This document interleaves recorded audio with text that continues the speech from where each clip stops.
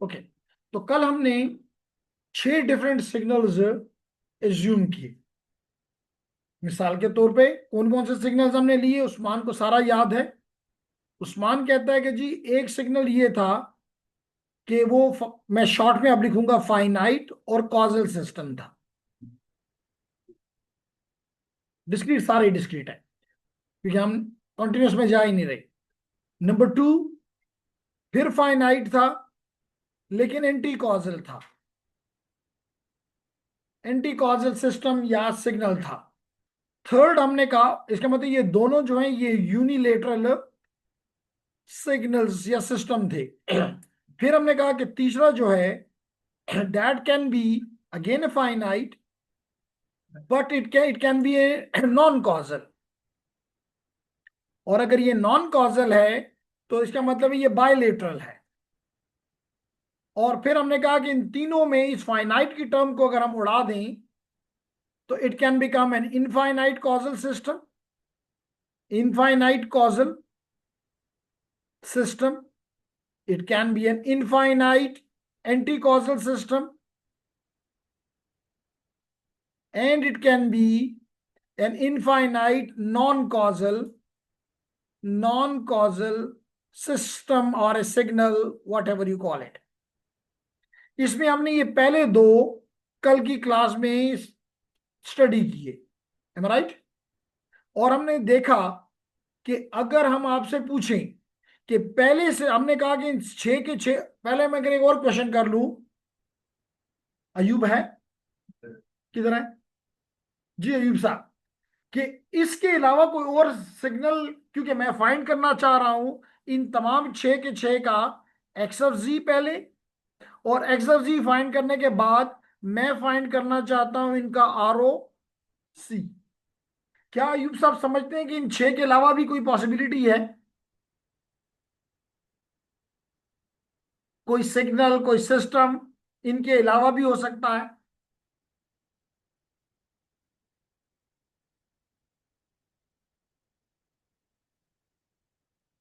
जी, कौन सा हो सकता है? हो सकता है, तो इसका मतलब है कि हमने उस्मान से पता चलेगा, गुफरान भी सोच रहा है कि जी क्या इसके अलावा भी कोई और इन 6 के अलावा भी कोई और हो सकता है? कौन सा? हम डिस्क्रीट सिग्नल्स की बात कर रहे हैं, तो अगर आप कोई भी और सिग्नल, मिसाल के तौर पे आपने कौन सा कहा, तो उसमें भी एक साइड पे सिग्नल यही रहेगा जी, इसी में आता है। मैं कह रहा हूं इसके अलावा अगर आप कोई सोच सकते हैं, आउट ऑफ द बॉक्स कोई सिग्नल आ सकता है, तो दैट्स गुड, और अगर यही है तो दैट्स अगेन फाइन। ठीक है सर? तो अगर यही है तो हम इनके इन दो के हमने ये दोनों चीजें फाइंड कर ली थी। हमने जस्ट टू रिकॉल, जो नंबर 1 सिग्नल था इसके आरओसी के बारे में हमने क्या कहा था? Entire Z plane, entire Z plane except Z is equal to 0। और नंबर 2, अगेन हमने कहा ROC entire Z plane except Z is equal to infinity. ये कल हमने कवर कर लिया था। तो अब भी हम इन ए बी यानी कि X of Z in Z transform और आरओसी फाइंड करना चाहते हैं रिमेनिंग 4 का। I hope objectives are clear. अगर ऑब्जेक्टिव क्लियर है तो फिर मैं इसको क्लियर कर देता हूं बोर्ड को, और नंबर 3 से आगाज कर देता हूं जो कि आपको स्क्रीन पे दिखाई दे रहा है। Now this is a finite, this is a finite duration but two-sided, which means non-causal, which means bilateral signal,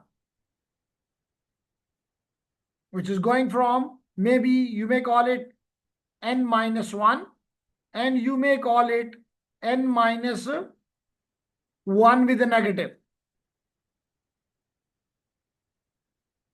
So we have a values. So these are the, that become an example of a two-sided non-causal signal, bilateral, दोनों side पे है। और हम find करना चाहते हैं इसका x of जी, क्योंकि पहले एक्स ऑफ जी करते हैं और फिर उससे पता चलता है कि आर सी क्या है। लेकिन अगर हम उस्मान से पूछ लें कि हमें थोड़ा सा गाइड कर दो कि अगर हमारे पास एक्स ऑफ जी आ जाए तो इससे आरओसी कैसे एक्सट्रैक्ट किया जाता है, कैसे कंक्लूड किया जाता है।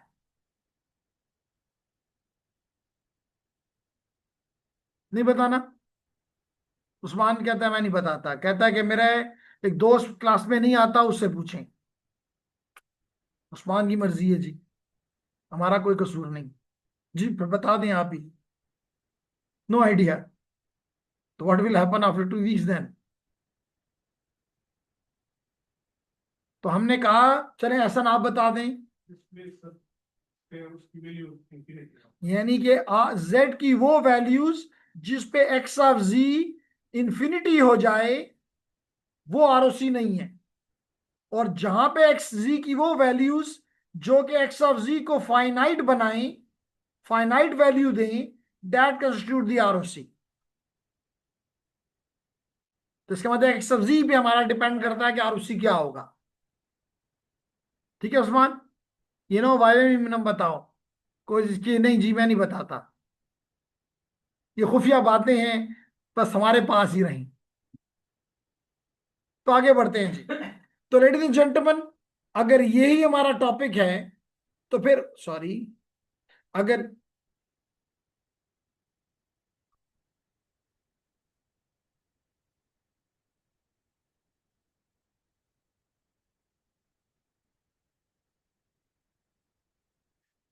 तो लेट बिस्मिल्लाह। जनाब हमने कहा कि अगर हमें एक्स ऑफ जी फाइंड करना है तो फार्मूला क्या है? X of G summation X of N into जी की पावर माइनस एन। और बस यहां पे अब क्या फर्क होगा? पहले हम लगाते थे जीरो टू इंफिनिटी, अब हम लगाएंगे कि जी मिसाल के तौर पे फ्रॉम माइनस n-1 से n-1 तक। दिल चाहे तो दो में भी डिवाइड कर लो तो कोई फर्क नहीं पड़ता, कि -n-1 से जीरो तक और जीरो से n-1 तक, बात एक ही है। यानी आप यहां से यहां तक आओ और फिर यहां से आगे चले जाओ, या एक ही समेशन में, क्योंकि हमने कहा ये बायलेटरल है। ये इन्हें तो वो माइनस इन्फिनिटी से प्लस इन्फिनिटी की तरफ जा रहा है। तो let's continue.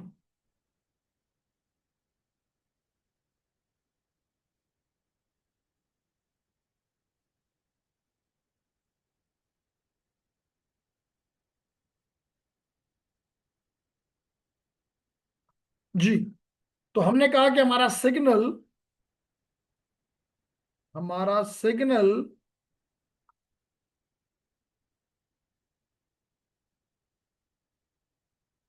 Ji X of N is a finite duration, still finite duration, having from -n-1, and -n-1 को मैंने m का नाम दे दिया, डजेंट मैटर। सो इसका मतलब मेरे पास कौन कौन से सिग्नल है? स्टार्टिंग विद -n-1, देन एक इंक्रीज करते जाओ, -3 पे आएगा, -2 पे, -1 पे, 0 पे, फिर 1 पे, फिर 2 पे, फिर अप टू n-1 पे। So the formula is very simple, x of n into जी की power -n। It is a non causal system. यहां तक क्लियर है? अब क्या होगा? सिंपल सी बात है जी, अगर हम इसको सॉल्व करते हैं तो बहुत ही इजी है। यहीं पे हम इसके लिख देते हैं ताकि हमें समझ आ जाए। पहली वैल्यू क्या होगी? X of -m। नहीं लिखते हो -m तो आपको पता है कि m किस चीज के बराबर है? n-1 के। तो -m का मतलब है -n-1, और साथ क्या हो जाएगा? z की पावर m। फिर क्या होगा? Plus then X of -2 and z का स्क्वायर, फिर x की पावर -1, x-1 एंड z, फिर x ऑफ 0 और z 0। फिर क्या होगा? x of 1 z-1 plus x of 2 z-2 up to x of m z-m।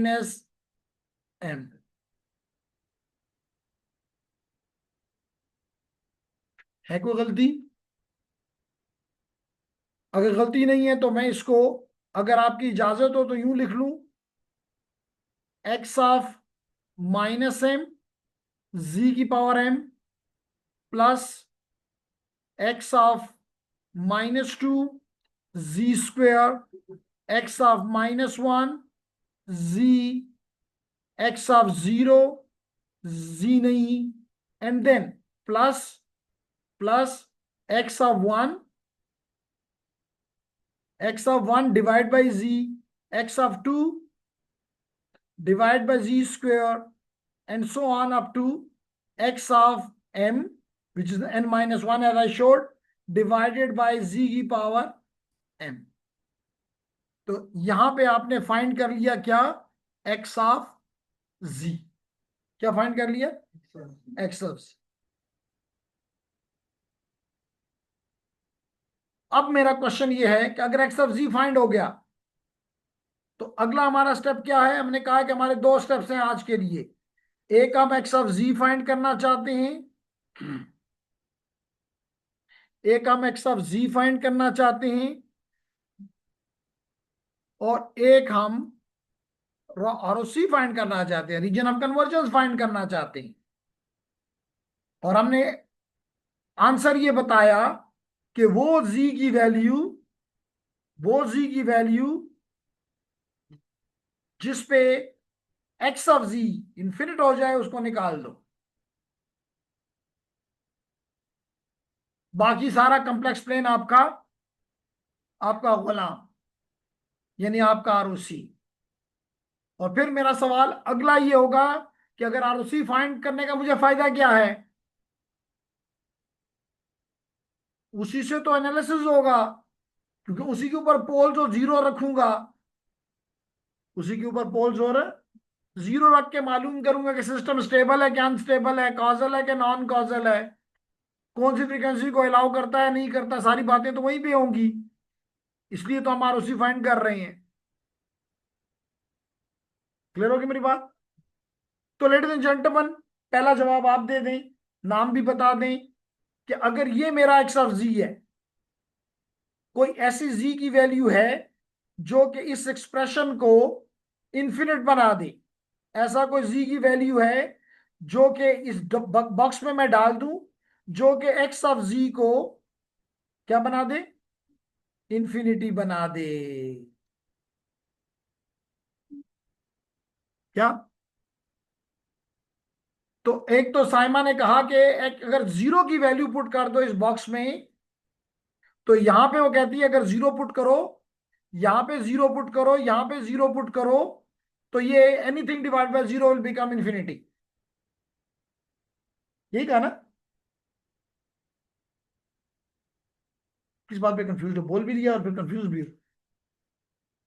Saima, आपने कहा कि z की वैल्यू जीरो पुट करो तो x(z) इंफिनिटी हो जाएगा। कब? लाजमी तौर पे जब आप यहां पे देखा ना, x डिवाइड बाई z है, x(2) डिवाइड बाई z है, तो z का स्क्वायर भी, जीरो का स्क्वायर भी जीरो है। तो कोई भी चीज जब जीरो पे डिवाइड होती है तो इंफिनिटी हो जाता है। तो हम तो आपके आंसर को ट्रू मान रहे हैं, ठीक मान रहे हैं।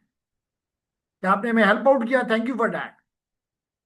तो यही कहना चाह रही थी।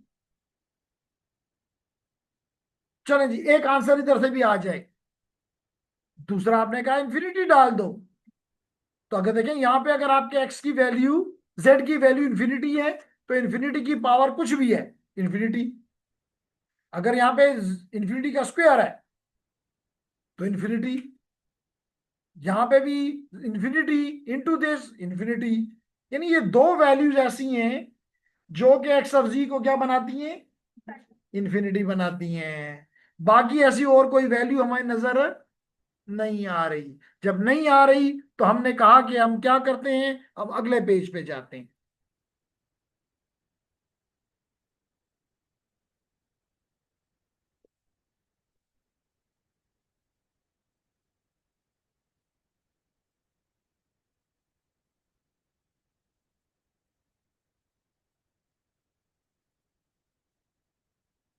तो जनाब, अगर आप इस फिगर को थोड़ा गौर से देखें, तो मैंने कहा ये मेरा जी प्लेन है, ये मेरा जी प्लेन है। क्यों कह रहा हूं जी प्लेन है? क्यों मैं कह रहा हूं कि ये जी प्लेन है?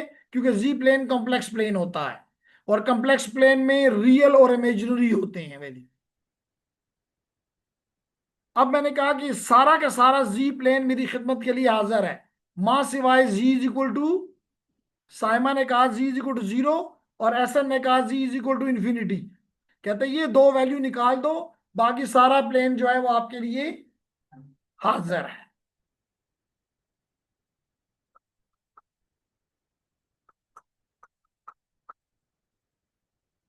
कहां कंफ्यूज हो? जी लास्ट रो। कंफ्यूज हो गया? चलने जी, अच्छी बात है, हो गया ये कंफ्यूज हो। अगर ये समझ में आ गया आपको तो दैट्स गुड। अब इसका मतलब तीन हमने कर ली, कौन से? Finite signals. अब हम इनफाइनाइट सिग्नल्स की तरफ जाते हैं। अब हम इनफाइनाइट सिग्नल्स की तरफ जाने की कोशिश करते हैं। ये आ गया जी आपके इनफाइनाइट सिग्नल्स। अगर ये आपको थोड़ा छोटा लग रहा है तो हम इसको बड़ा कर देते हैं ताकि बड़ा क्लियरली नजर आए।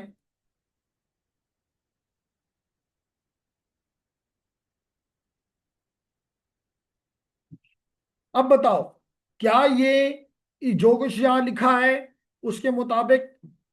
मुझे तो नहीं लगता, लेकिन आप लोग, अयूब गौर से देखता है, अवेश करनी भी अवेश करनी है।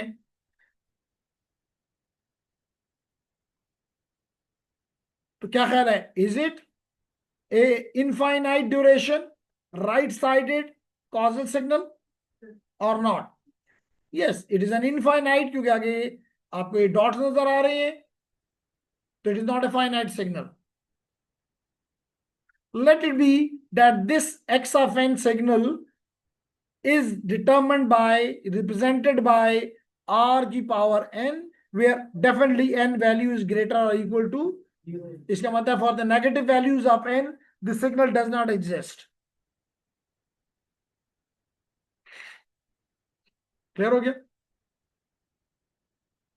तो बिस्मिल्लाह करते हैं जी। फार्मूला तो आपको रट गया। अब इनिशियली मैंने इसको बाई डायरेक्शन लिखा, लेकिन कल एहसन ने बताया था कि बाई डायरेक्शन लिखो तो फर्क फिर भी नहीं पड़ता, क्योंकि लेफ्ट साइड पे जो पार्ट है वो जीरो हो जाएंगे। या हम अगले स्टेप में लिख ही देंगे यू कि it is an is equal to 0 to infinity x of N into जी की पावर माइनस एन।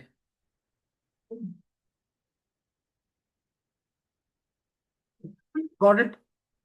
अब आप बताएं कि आपका आर, क्योंकि अब वैल्यूज नहीं है मेरे पास, because it is an infinite signal. Infinite की तो वैल्यूज पुट करने बैठ जाऊं, एग्जाम तो क्या दुनिया खत्म हो जाएगी, लेकिन इन्फिनिटी नहीं आएगा। इसका मतलब we need to solve it analytically, mathematically. तो जेंटलमैन, हम यही रूल अपनाते हैं कि जनाब इसको सॉल्व करते हैं। ये देख लें जी।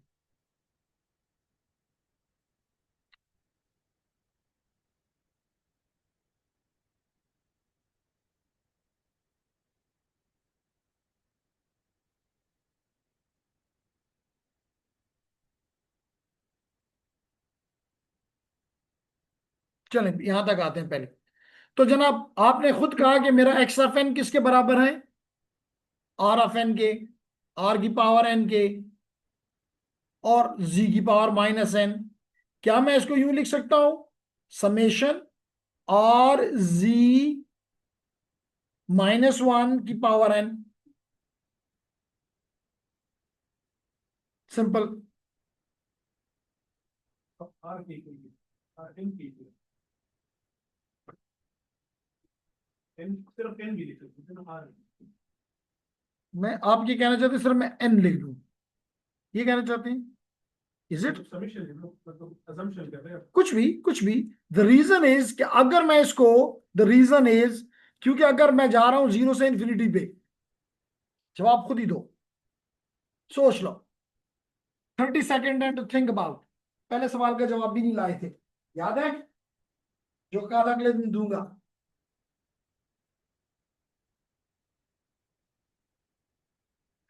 सवाल वापस ले लिया क्या बात है जी।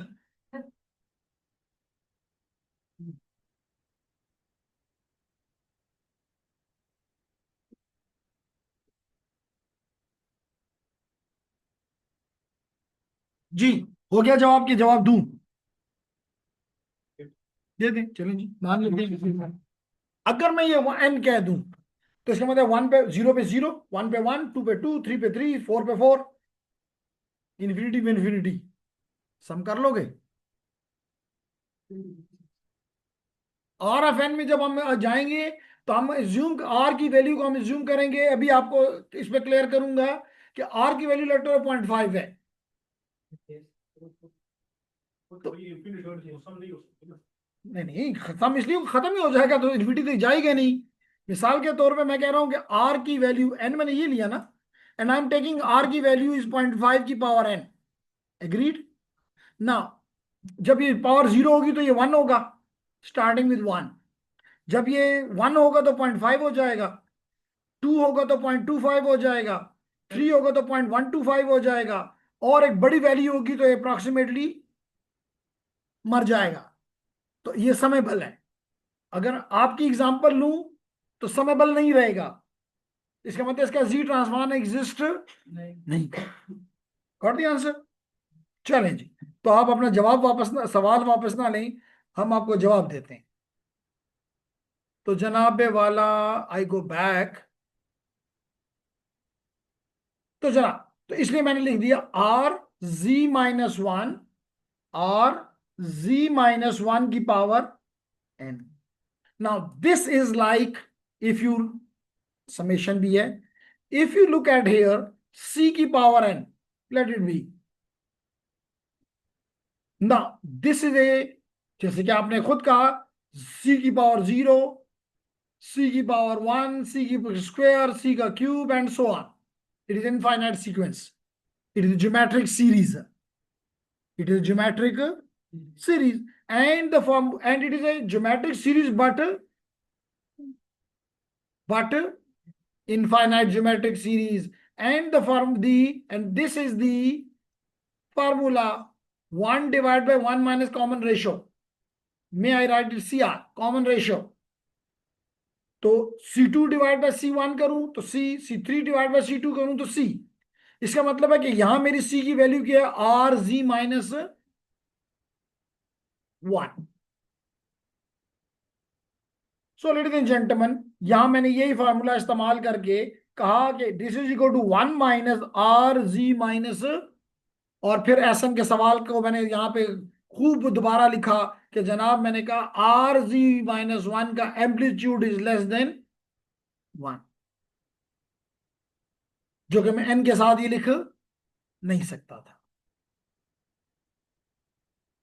और अगर मैं इसको और भी बेहतर करके लिखूं तो मैं यू लिखना पसंद करूंगा कि R ji minus one is less than 1 and it is greater than 0।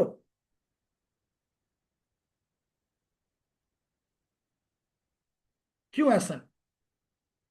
सही तो नहीं है? मैंने पूछा, क्वेश्चन पूछा है, क्यों मैंने साथ ये भी डाला? ये बात तो समझ में मैंने आपको अभी क्लियर कर दी। और हम कह सकते हैं ग्रेड तो पूरी ऊपर ही तो हम नहीं समेशन नहीं, हम समेशन की बात नहीं कर रहे। हम तो इस समेशन की बात नहीं कर रहे, हम तो इस क्वांटिटी की बात कर रहे हैं कि this quantity R G minus one will have a value. जैसे अभी हमने कुछ देर पहले बात की कि अगर आपकी मर्जी के मुताबिक एन ले लेता तो फिर ये होता N N 0, sorry 1 N N square N cube and so on, and it will be increasing, it will be a exponentially growing signal whose summation is not possible. Closed form formula doesn't exist. Okay, लेकिन अब तो मैंने कह दिया कि ये बात तो समझ आ गई कि मैंने कहा कि भाई to make it this summation, to make this summation close form, it is must that this C value should be less than 1। जैसे अभी हमने 0.5 लिया, क्योंकि अगर मिसाल के तौर पे ये 2 होता, अगेन ये समय बल नहीं है, ऐसा कंप्लीटली कंफ्यूज्ड है ना? देखो इधर पे, देखिए मैंने ये कहा कि समय, मैं इस आर जी के चक्कर से फॉर अ टाइम भी निकलता हूं, लेकिन निकलने के बाद याद आपने ऐसा नहीं रखना है कि ये सी मेरे लिए आर डिवाइड बाई जी है, ताकि हम बार बार इस लूप में ना पड़े रहेंगे जी, पहले वो किया अब ये करते हैं। सेम। मैंने कहा कि अगर ये सम करना चाहते हो जीरो से इंफिनिटी तक, ये करना चाहते हो ना, तो this means that this is equal to c की power zero, the first value, the second will be c, the next will be c square, the next one will be c cube, and टक टक टक। नाउ this the summation is possible if and only if the value of this c is less than 1, क्योंकि अगर c की value 1 से ज्यादा है, लेट बी 2, तो फिर ये यहां पे हो जाएगा 1, यहां पे 2, यहां 4, यहां 8, यहां 16 ग्रोइंग। लेकिन अगर ये लेस देन 1 है तो लेट इट बी, हमने आसानी के लिए कहा 0.5, इवन यू कैन टेक 0.99, तो 0.5 का 0 1, 0.5, 0.25, 0.125 डिक्रीजिंग। तो ये बात तो हमें समझ आ रही है कि दैट हमने ये कंडीशन लगाई कि सी मस्ट बी लेस देन 1, लेकिन साथ ही मैंने एक और कंडीशन भी लगा दी कि this C should be greater than 0। क्यों? जीरो ले लो, जीरो ले लो, जीरो ले लो।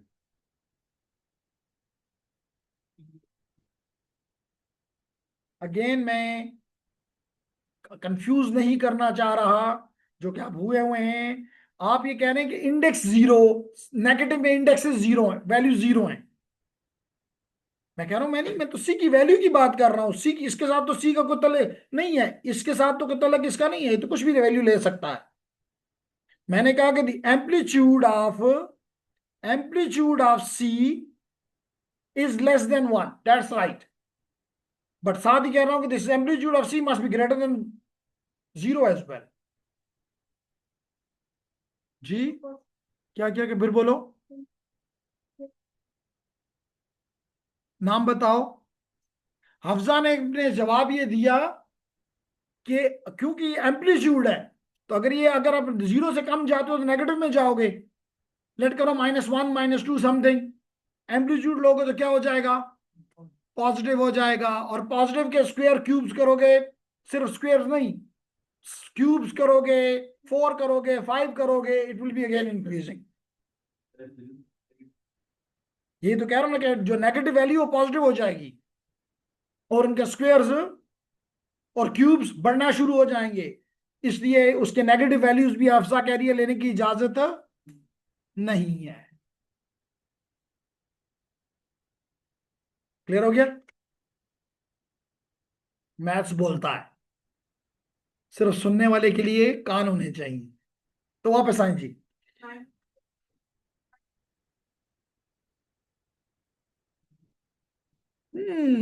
तो इसका मतलब नहीं ले सकते।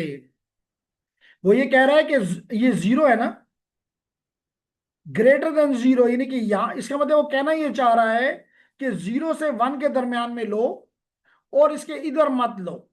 क्यों ना लो? क्योंकि आप ले रहे हो, इस जो भी वैल्यू ले रहे हो उसका एम्पलीट्यूड ले रहे हो। अल्दो के आपकी बात दुरुस्त है कि अगर हम इसको -1 से इधर रखें तब भी बात चलेगी, लेकिन इसके बाद नहीं चलेगी। राइट? क्लियर? लेकिन इसका हमने इधर वो वैल्यूज वही आ रही है ना, इसलिए इससे हमें को दोबारा लेने की जरूरत नहीं है, इसलिए मैंने नहीं लिया। क्लियर हो गया? आगे चलते हैं जी। अब इसका मतलब है कि this x of z according to this formula, it is equal to 1 by c, it is 1 by r by z। तो क्या हमारा जवाब आ गया? 1 divided by 1 minus R z 1 is the x of z, is the x of z, with the condition that this rg minus 1 should be less than 1 and greater than 0। x of z तो find हो गया, अब क्या find करना है? ROC find करना है। ROC find करना है। असल चीज तो रह गई हमसे, भूल ही गए हम सब कुछ। तो जनाब अब आ जाओ ROC की तरफ। ये लें जी, क्या कंडीशन आपने लगाई थी कि RG-1 का amplitude should be less than 1, यही लगा था ना आपने कंडीशन? ठीक है, हम आपसे एग्री करते हैं। Can I write it like this, R by z, Can I write it like R by Z amplitude should be less than 1? Z inverse है ना ऊपर, Z इनवर्स है ना, तो मैंने R by Z लिख लिया। क्या मैं इसको यूं भी लिख सकता हूं, R amplitude divide by Z amplitude should be less than 1? क्या मैं इसको लिख सकता हूं कि R amplitude should be less then the amplitude of Z? क्या मैं इसको लिख सकता हूं कि amplitude of Z should be greater then R?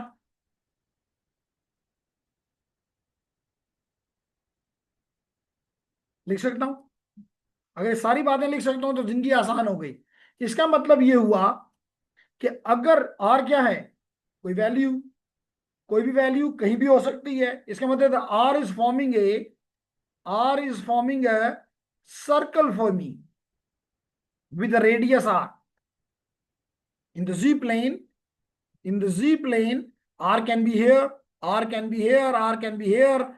Infinite number of points on this circle which possible हैं जो कि R को रिप्रेजेंट कर रहे हैं। मेरी कंडीशन क्या है कि the Z value should be greater then, उस फॉर्मूले को x ऑफ Z को जिंदा रखने के लिए जरूरी है कि मेरा Z की वैल्यू इससे बाहर बाहर ही हो। इसका मतलब है कि हमने देखा कि अगर हमारे पास कॉजल कॉजल और इनफाइनाइट सिग्नल हो तो उसका उसका ROC is greater than a circle with radius R. It includes all the Z plane except a circle with the radius R.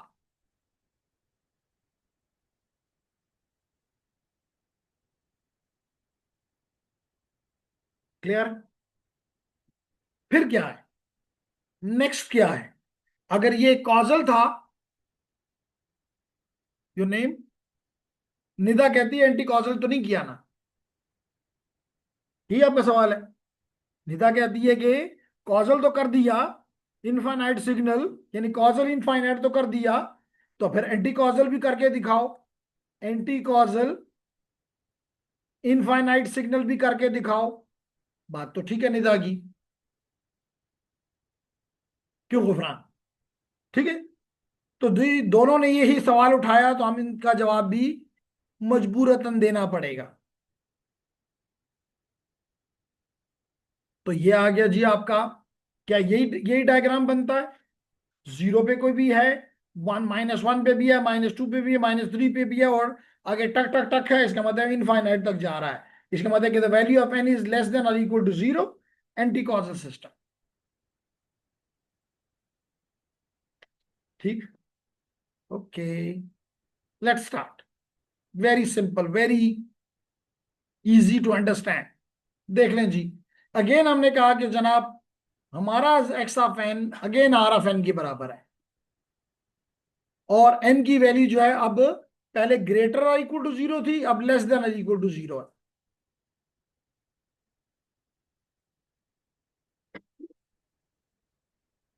Simple, फार्मूले में पुट करो, आर एक्स ऑफ एन की जगह आर ऑफ एन पुट कर दो। Again very simple, दोनों की power N है तो एन बाहर निकाल लिया।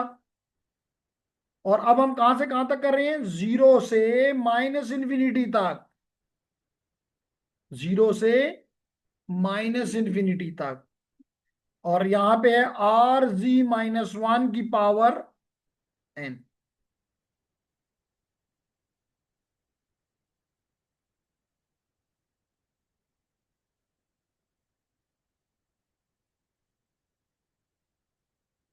क्लियर है यहां तक? तो सवाल ये है कि मैथमेटिशियन ने हमारी मदद तो की, लेकिन थोड़ा सा हमें मुसीबत में डाल दिया। हमेशा मैथमेटिशियन ने एफएससी में हमें पढ़ाया समेशंस, और समेशन में वैल्यूज वो हमेशा 0 से कोई पॉजिटिव वैल्यू लेता था, लेकिन मेरे पास यहां नेगेटिव वैल्यू आ गई है,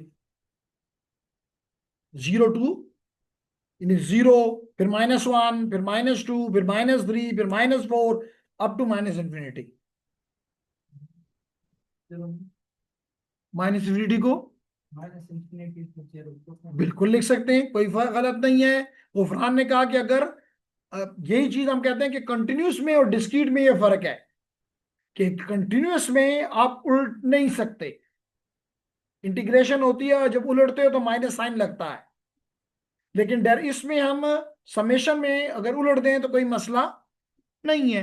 यानी कि हम ये कह रहे हैं कि हम जीरो से लेके इस माइनस इंफिनिटी तक सम करेंगे, यू समेशन करेंगे। और अगर गुफरान कहता है ना जी जदलता ना शुरू को, तो हु स्टॉप्स हिम? नो। लेकिन मुझे इस इधर से या इधर से कोई मसला नहीं है। यानी अगर मैं क्लास की अटेंडेंस लेना चाहूं तो मैं इधर से स्टार्ट ले लूं और यहां से चल के और फिर इधर चला के यूब पे रुक जाऊं, या यूब से स्टार्ट करूं और वापस उधर चला जाऊं, doesn't matter, we are right, no problem. मसला मुझे सिर्फ नेगेटिव साइन से है। तो मैंने ये कहा कि जनाब अगर मैं ये कर लूं, आपकी अगर इजाजत हो तो ये कर लूं कि ये जो एन है, देखिए यहां पे ये किस चीज के नंबर है, किस चीज के नंबर है, एन के। एन मेरा नेगेटिव है, अगर मैं यूं लिख लूं, अगर आप वो भी आपकी इजाजत हो तब, वरना नहीं लिखूंगा।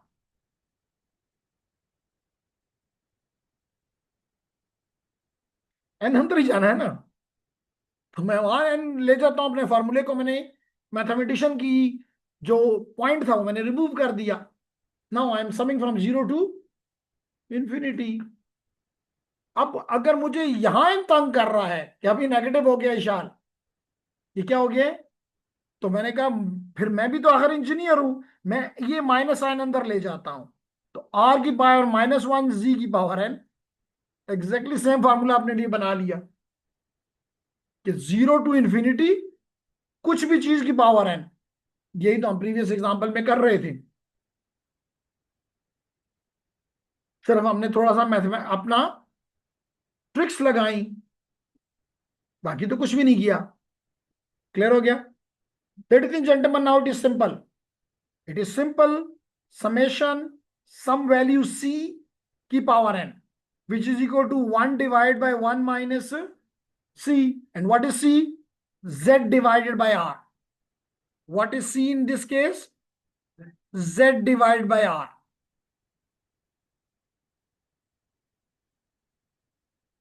क्लियर? अगर ये क्लियर है, नहीं क्लियर? अगर ये क्लियर है तो फिर कंडीशन देखनी पड़ेगी, this value amplitude of this should be less than 1।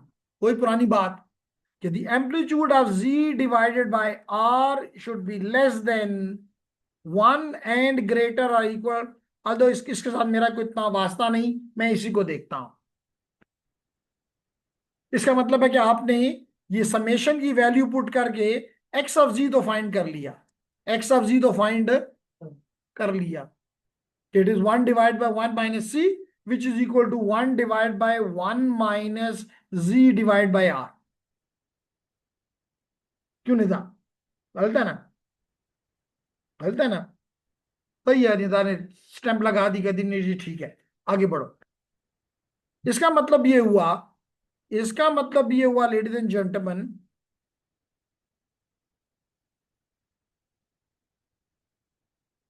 इसका मतलब ये हुआ कि R z divide by R amplitude should be less then.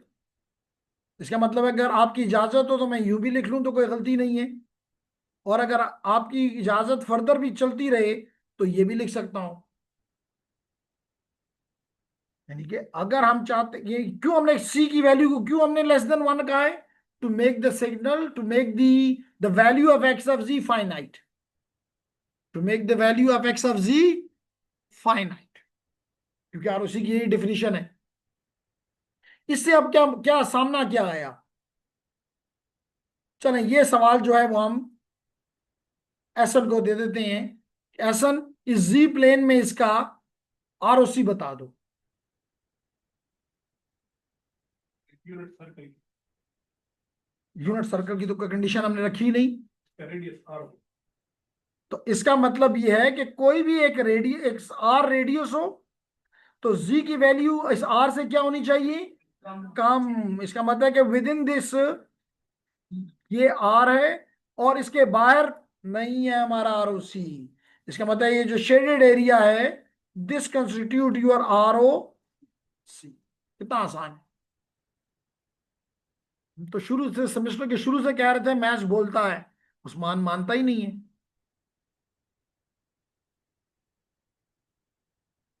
क्यों उस्मान, क्यों नहीं मानते हो कि मैथ्स बोलता है? वो कहता है सिर्फ इंग्लिश बोलती है, उर्दू बोलती है। कहाँ के रहने वाले हो? वो कहता है इनको बोलती है। कहता है इंग्लिश मैथ्स नहीं बोलता, तो मैथ्स बोलता है। क्लियर हो गई मेरी बात जी?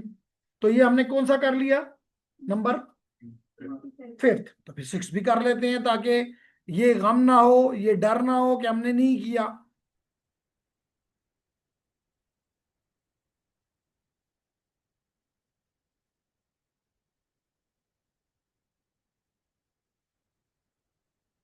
देखिए यही काम हमने किया। अब हम आ जाते हैं एक और ही इंटरेस्टेड काम की तरफ, और वो ये, again we want to find x of z and R O C of a infinite duration signal, but non causal, two sided, bilateral. ठीक हो गया? क्योंकि ये बायलेटरल है, तो हमें इसका मतलब है कुछ पार्ट, इसका मतलब है कि कुछ पार्ट इस साइड पे होगा और कुछ पार्ट इस साइड पे होगा, दोनों साइड पे होगा, इसलिए तो बायलेटरल कह रहे हैं, नॉन कॉजल कह रहे हैं। So how I can represent that? इसका मतलब अगर आप ये देखें, तो what this represent, what this represent? Right sided signal, u of n साथ लगा दिया, आर वन की power n u of n. इस यू ऑफ एन ने इसको राइट साइडेड बना दिया। और अगर मैं एक और सिग्नल यहां लिख लूं, may be R two u of minus n, u of minus n, क्या बन जाएगा? Left sided signal. तो इसका मतलब है कि this signal is representing a bilateral signal. X of n is now a bilateral signal.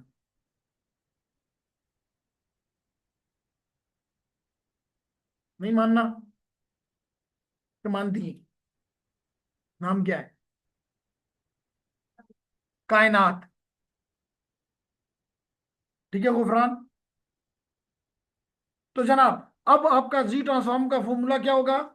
Now it is bilateral from minus infinity to plus infinity, x of N into जी की power minus n. What is your x of n? R one की power n u of n, plus r two की power n u of minus n, z की power minus N. होगी नहीं गलती?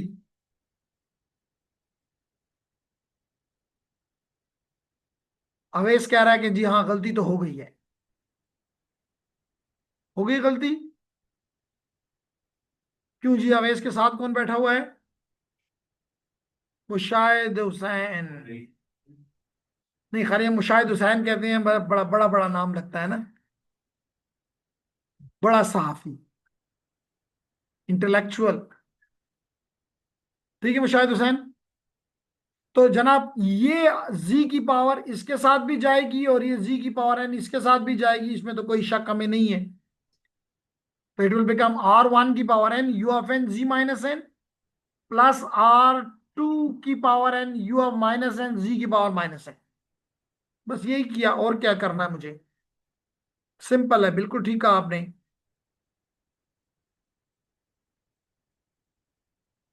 ये देख लें जी, आर टू की power n u of minus n z की माइनस एन, और आर वन की power n u of n z की power minus n. Now this is making my signal right-handed, and the first expression is making it a left-handed. थोड़ी सी तवज्जो दे दें तो मेरे लिए आसानी हो जाएगी। जेंटलमैन, यहां पे मैंने जैसे कहा कि ये मेरा लेफ्ट हैंडेड सिग्नल है, यही मैंने कहा ना। यू ऑफ माइनस एन है ना, तो मतलब ये तो मुझे और कोई तंग नहीं कर रहा, सिर्फ मुझे कह रहा है कि अपनी लिमिट चेंज कर लो। तो मैंने अपनी लिमिट चेंज कर ली from minus infinity to zero, और यू ऑफ माइनस एन उड़ा दिया। Again simple trick of maths कि जी यू ऑफ माइनस एन क्या कह रहा था कि भाई राइट लेफ्ट साइड पे रहो। मैंने कहा जी ठीक है, समेशन लेफ्ट साइड पे करता हूं, तुम्हारा और कोई रोल नहीं है, जाओ घर।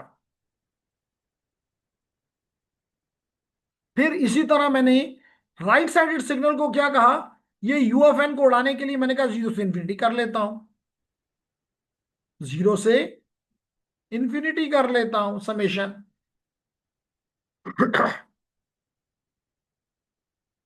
तो अगेन ऐसा खुश हो रहा है कि मैथ्स काम करता है।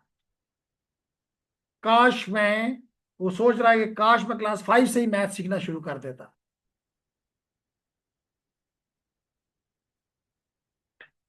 हमारी हमारी बदबख्ती है कि हमें स्कूल से ही मैथ्स के टीचर्स मैथ्स के होते ही नहीं है, और वहां से हमारी तबाही स्टार्ट होती है। एंड बाहर जाके फील हुआ कि हम क्यों इनसे कम, बाहर औरों से कमजोर हैं, रशियन से, ईरानियों से हम क्यों पीछे हैं। तो पता चलता है कि एक तो रशियन जो हैं वो प्रोग्रामिंग और मैथ्स में बड़े तकड़े हैं, हमारी ये दो स्ट्रेंथ जो हैं ये जीरो हैं, जिसकी वजह से हम इंजीनियर होते हुए भी टेक्नीशियन हैं। हमें टेक्नीशियन के काम अच्छे लगते हैं, हमें इंजीनियर के काम अच्छे नहीं लगते। नहीं, आगे बढ़ते हैं।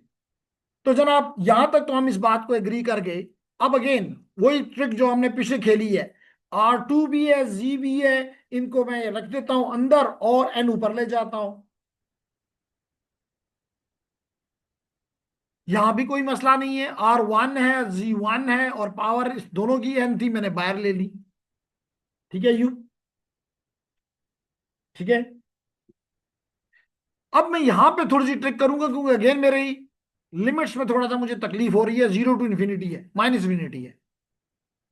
मैंने क्या क्या फर्क पड़ता है, यहां जीरो इन्फिनिटी लिख देता हूं, यहां माइनस एन ले जाऊंगा। फिर मुझे माइनस एन तंग करना शुरू करना है, तो फिर मैं माइनस अंदर ले जाऊंगा ताकि यहां फिर वापस एन आ जाए। एंड समेशन मेरी सिंपल, जो मैंने क्लास 11 में सीखा था वो मुझे मेरे काम आ जाए। सो लेडीज एंड जेंटलमैन, अगेन वही ट्रिक्स हमने इस्तेमाल करके इधर भी हम एन ले आए, इधर भी हम एन ले आए, यहां भी हमने अपनी लिमिट्स को भी जीरो टू इन्फिनिटी ले गए, एन से जीरो से इन्फिनिटी, और यहां भी एन। इसका मतलब हमारे लिए सिर्फ फर्क ये है, यहाँ पे जी डिवाइड बाई R2 है, यहाँ पे R1 डिवाइड बाई जी होगा, डजेंट मैटर। क्योंकि मैं किसी चीज को नहीं कंसिडर कर रहा। मैथ्स अगर ट्रू है, मेरे बैक पे अगर मैथ्स की सपोर्ट मौजूद है, डीएसपी मुझे नहीं हरा सकती, कोई भी नहीं हरा सकता। क्लियर, यहां तक क्लियर है। अब इसका मतलब है कि अगर हम समेशन कर, क्योंकि हम चाहते हैं कि एक्स ऑफ जी एक फाइनाइट वैल्यू है, तो उसके लिए दिस वैल्यू शुड बी दो वैल्यूज, एक ये z divide by R2 should be less than one. पहले वाले को अगर देखो, अगर इसने एब्सोल्यूट समेबल होना है, तो this value of z divide by R2, या R2 Z-1, R2 की माइनस इनवर्स कह लो, डजेंट मैटर। तो इसका मतलब है कि this Z divide by R2 should be less than one. और दूसरा क्या, कि दूसरी एक्सप्रेशन कहती है कि नहीं, R1 divided bye ZB should be less than one. क्योंकि अगर एक अच्छा बच्चा बन जाए तो दूसरा गंदा बच्चा हो, फिर भी घर घर में लड़ाई झगड़ा ही रहेगा, इन्फिनिटी की तरफ ही बात जाएगी। क्लियर हो गया बात। इसका मतलब है कि मुझे इन दोनों के साथ खेलना है, तो मैं पहले इसके साथ खेलता हूं और फिर इसके साथ खेलता हूं। ऐसा कहता है खेलने की इजाजत है। तो जनाब इजाजत लेने के लिए हमने कहा z divided by R2 is less than one. Number one से z divide by R2 is less than one. फिर हमने कहा कि z should be less then R2, z should be less then R2। ये हो गया नंबर 1। फिर हम नंबर 2 को भी सॉल्व कर लेते हैं और फिर दोनों को यहां पे प्लॉट कर लेंगे। दूसरा क्या है, R1 divided by z is less than 1। इसका मतलब है कि R1 should be less than z। इसका मतलब है कि z should be greater than, very nice जी, तकड़े हो गए। इन दो बातों को अब, इन दो बातों को हम देखना चाहते हैं, एक ये और एक ये। तो लेडीज एंड जेंटलमैन, आ जाएं इधर। ये है आपका पसंदीदा जी प्लेन। पहली बात क्या है कि R1, ये R1 है, ये R1 है। कहता है कि z should be greater then, इसका मतलब इससे बाहर, इससे बाहर। एक बात हमने मान ली। दूसरी बात क्या कहता है, कहता है कि z should be less then R2, z should be less then. तो अगर मैं यहां पे एक R2 का सर्कल बना दूं,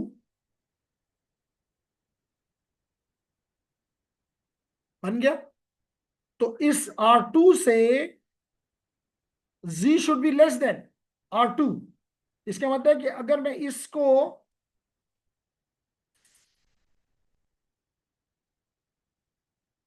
ये बना दूं, तो क्या ये खवातीन का क्या कहना चाहिए, बैंगल, रिंग, जो मर्जी कह लो, बैंगल ही कहते हैं ना। तो ये खवातीन का बैंगल नहीं बन गया, now it is a ring. This ROC is a, this ROC is a ring.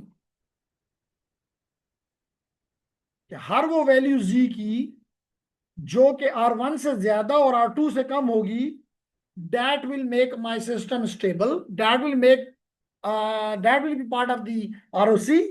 इस R2 से बाहर और R1 के अंदर z की वैल्यूज एग्जिस्ट नहीं, वो नहीं होनी चाहिए, they will not be part of the ROC।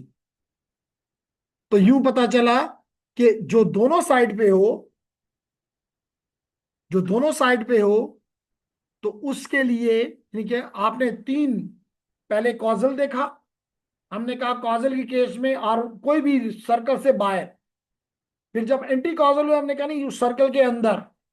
जब वो बोथ वे हुआ, नॉन कॉजल हुआ, तो हमने कहा कि अब क्या, हमने कहा कि एक ऐसा वैल्यू, और कोई चीज नहीं है, वैल्यू जिससे जी की वैल्यू कम होनी चाहिए, और एक और वैल्यू R1 जिससे वैल्यू इसकी, और R1 और R2 को हमने ये डिफाइन किया हुआ है कि R2 क्या है, एक एम्पलीट्यूड है किसका, जो राइट साइड पे जा रहा था, लेफ्ट साइड पे जा रहा था, और R1 क्या है, जो लेफ्ट साइड पे जा रहा था, उसका, उस सिग्नल्स का एम्पलीट्यूड है।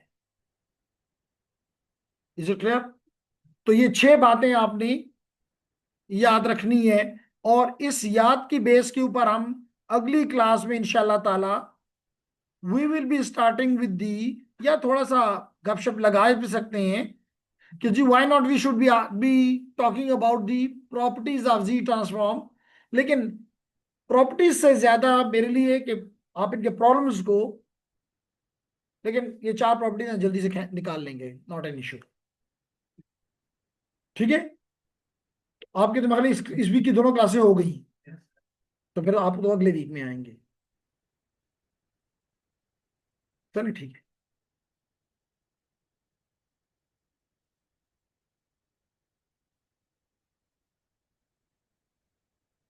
कुछ आज क्या लेक्चर समझ में आया?